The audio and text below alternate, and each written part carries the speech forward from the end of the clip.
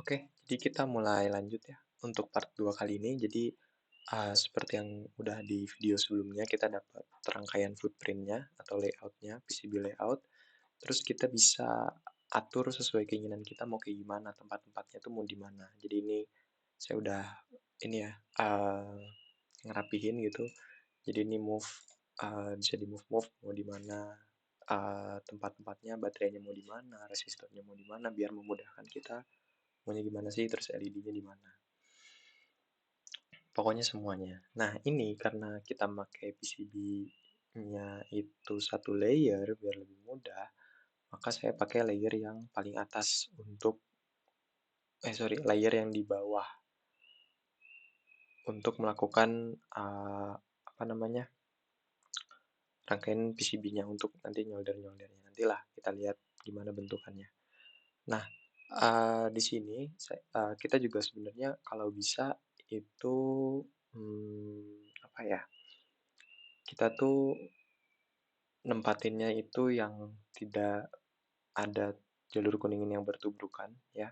Jadi kalau ada jalur kuningin yang bertubrukan tuh, nah yang kayak gini nih, ini kurang bagus sebenarnya. Cuman nanti ya kenapa? Karena kalau misalkan kita mau taruh di sini dan satu lagi mau taruh di sini tuh, ini nggak bisa lewat gitu. Ini tuh nggak bisa lewat. Jadi itu yang harus diperhatikan oleh teman-teman semua. Jadi kalau bisa tuh kalian udah tahulah gitu, kira-kira enaknya lewat mana gitu. Cuman ini bisa kita akalin. Terus habis itu apa lagi ya? Oh ya, habis itu ketika kalian udah tempatin di tempat yang kalian inginkan, kalian bisa pencet redness ini. Tuh, lihat kan tadi yang kuning ini keubah, itu tuh jadi dia menentukan jalur mana yang lebih dekat gitu. Jadi si kuning-kuning ini tuh namanya apa ya, net gitu atau apa, itu tuh untuk kasih tahu tempatnya tuh kemana. Nah, ini kan berarti harus ke sini, harus nyambung ini tuh. Nah, ini tuh apa? Ini adalah root airwire. Ini bisa dipencet di sini, root airwire ini tuh rute si kopernya tuh mau kemana sih gitu.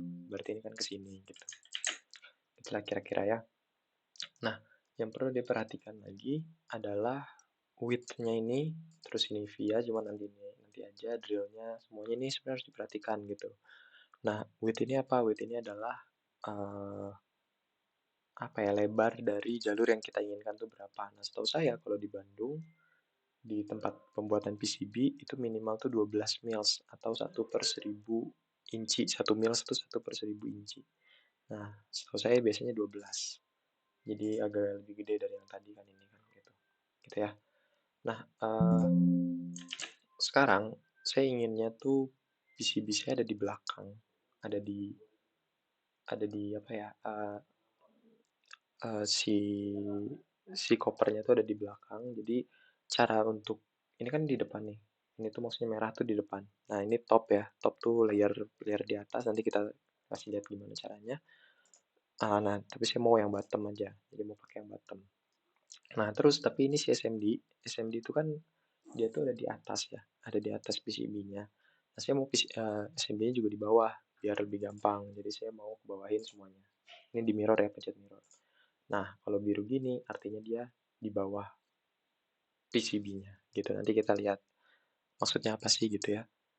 Nah, terus sebenarnya kita bisa ngelakuin secara manual route airwire-nya kemana, dan lain-lain. Uh, Tentunya kalau menurut saya enakan pakai ini ya. Uh, kalau kalau menurut saya kita harus kalau mau ngelakuin manual ya, biasanya tuh VCC-nya dulu kita konek-konekin, baru yang lainnya. Cuman di sini saya ngasih tahu aja ada cara yang lebih mudah, walaupun kadang masih kurang bagus gitu ya. Caranya adalah kita menggunakan ini, auto router. Nah, teman-teman bisa pencet auto router ini, nanti dia bakal kayak ngasih tahu preferred direction-nya. Nah, saya maunya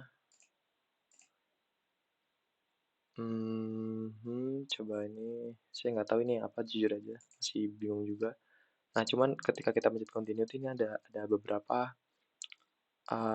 ada 5 pilihan gitu, kita mau yang gimana, kita pencet start. Nah, ini udah dapet nih, udah dapet semuanya. Cuman lagi-lagi ini sebenarnya uh, double layer ya, karena ada warna biru sama ada warna merah. Yang dimana saya kurang Ya untuk sekarang sih belum perlu amat untuk rangkaian sesederhana ini karena untuk membuat PCB-nya pasti bakal lebih mahal gitu. Coba deh kita lihat. Oh, oke, ini semuanya. Ntar ya. Coba gimana kalau bisa nggak auto routernya? Nah, coba kayak gini. Effortnya ini aja. Oke, coba start.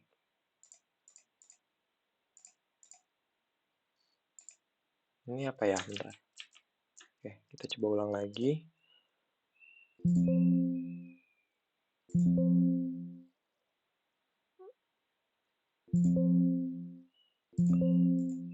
Ah, ya, untuk sekarang sih ini juga masih entah kenapa masih kalau kita mau ngeliatin ya info mau ngeliat ini widthnya juga masih 6 harusnya 12 yang tadi udah saya bilang.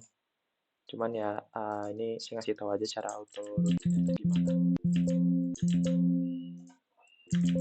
Cara auto root tuh kayak gimana. Cuman saya nggak saranin dipakai karena yang pertama kadang dia nyari jalurnya nggak terlalu cepat juga sama ada yang kurang bagus gini. Nah ini bisa kita rapiin aja sih.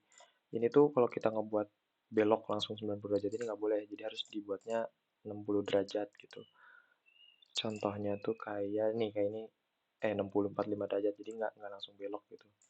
Jadi kalau kita mau buat gitu anggapannya misal ya di top ini salah bentar. Misalkan di bottom ya. Saya mau di bottom root air wire-nya mau mau belok tuh jangan langsung belok gitu tapi gini dulu. Nah, ini baru biasanya lebih bagus. Ini juga nih yang kayak gini-gini kalau bisa dihindari. Untuk rangkaian sederhana sih nggak berpengaruh biasanya, cuman kalau untuk rangkaian yang lumayan ah, apa namanya yang lumayan kompleks tuh berpengaruh. Ini juga ada pakai via. Sebenarnya nggak perlu pakai via, entah kenapa pakai via itulah kekurangan root air wire ya kalau menurut saya. Nah, saya mau coba untuk bentar, mana ya bisa nggak? Saya mau coba untuk ulangin dan coba pakai uh, apa manual aja dulu karena ini rangkaiannya masih mudah gitu ya. Gunanya root air wire apa? Kalau gunanya auto router apa? Menurut saya gunanya buat nunjukin aja, oh ini bisa lewat sini yang paling cepat, oh ini bisa lewat sini yang paling cepat. Tapi biasanya nggak terlalu efektif dan nggak terlalu bagus. Kecuali kita cari yang bagus dan effortnya tadi high gitu ya. Mungkin ada aturan-aturannya. Sebentar ya, saya coba semuanya nggak koneksiin dulu. Oke, ini udah ya, udah saya hilangin semua dan saya mau coba bikin manual, secara manual. Seperti yang saya bilang tadi, saya inginnya tuh saya mau di bottom aja, di belakang ya, di belakang saya ingin di belakang aja. Terus widthnya ada 12. Oke, kita coba ya. Kalau trik saya yang saya pelajari, walaupun mungkin belum terlalu efektif ya, adalah kita coba VCC-nya dulu. Nah, ini tuh di bawah resistor jadi nanti kita lihat aja lah nanti ada ininya kok. Gitu ya. Jadi jangan gini nih, set gitu. Jangan jelek. Kalau kayak gini jelek. Ini jelek. Biasanya ya kurang bagus lah gitu. Kalau misalkan kita pakai yang high speed gitu. Banyak trik-trik yang harus kita temukan gitu ya, yang bisa kita temukan dan teman-teman bisa cari sendiri kemana. Nah ini saya mau VCC-nya dulu ya. Oke, terus VCC ke sini. Oke, nah ini VCC-nya udah beres. Nah sekarang kita coba yang dekat-dekat dulu aja, kayak ini. Untuk ground jangan dulu nanti aja. Kalau ground menurut saya nanti aja, karena ada cara yang lebih mudah nih, kayak ground yang ini ground nanti aja. Terus K ini juga harus ke sini. Ini ke sini. Nah, kita juga bisa ngelihat ya, mana yang harus terkoneksi itu mana. Misalkan saya pencet show ya. Kita pencet show dulu. Terus kita mau pencet GND ini harusnya kemana sih? Nah, dia ngasih lihat nih yang terang lebih terang. Oh, GND harus ke 3 ini, kedua ini. Terus NS4 ini kemana nih? Oh, ke sini doang. Ini kemana? Ke sini sama ke atas. Oh, gitu gitu. Itu bisa buat ngasih tahu aja. Terus ini bisa ke sini juga. Ini bisa ke sini. Ini bisa ke sini, ini bisa ke sini. Nah ini tuh nggak bisa lewat ya. Dia nggak bisa lewat ke sini karena uh, apa namanya ya terhalangin kan. Kan kalau misalkan ada koper yang sama, misalkan ya kita pakai ini.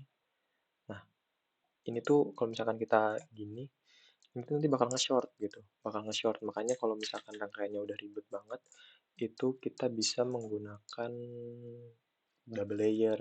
Tapi itu nanti lagi lah gitu, karena ini masih gampang menurut saya, jadi pakai yang single layer aja. Nah, terus gimana dong kita ngakalinnya? Ngakalinnya tuh bisa memakai beberapa cara. Kita puterin bisa gitu. Ini berarti penempatannya mungkin saya juga kurang bagus ya. Cuman kalau saya coba deh mau kayak gini aja.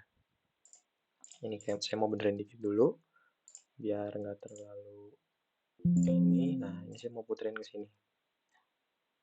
Saya mau puterin ke sini. Aduh, jangan kayak gini, ingat. Jangan ya. Set. Nah, puterin aja ke sini.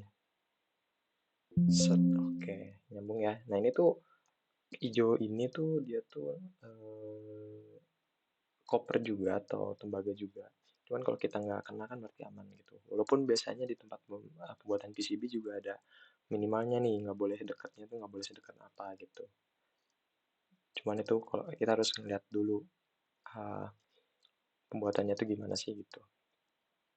Terus ini ke sini, ini ke sini.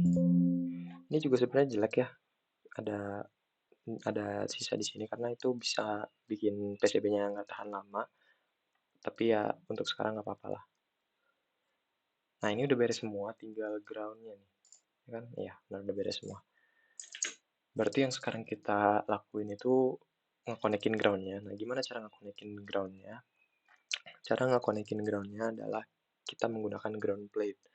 Untuk apa ground plate ini? Saya sarankan sih menggunakan ground plate ya. Mungkin kalau rangkaian sederhana kayak gini tuh nggak perlu ground plate, nggak terlalu perlu. Tapi saya sarankan kita punya kebiasaan menggunakan ground plate. Untuk apa? Untuk uh, ground plate itu untuk menghindari adanya gangguan sinyal dalam sebuah rangkaian. Jadi semuanya ground. Jadi nanti kita lihat aja.